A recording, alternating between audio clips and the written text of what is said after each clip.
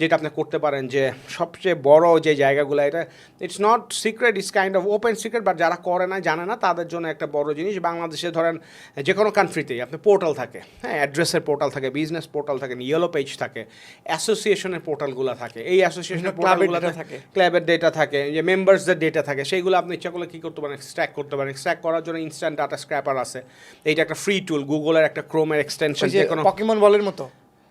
হ্যাঁ, ওই রকম হইতে পারে। আমি ওইটা আপনি ইউজ করেন এক্স্যাক্টলি আপনি যেটা ইউজ করছেন। এইরকম আপনার ইনস্ট্যান্ট ডাটা স্ক্র্যাপারটা খুবই পপুলার। আপনি গেলেই দেখবেন যে মিলিয়ন্স অফ ইউজার আপনার এই গুগল ক্রোমের এই এক্সটেনশনটা ইউজ করে।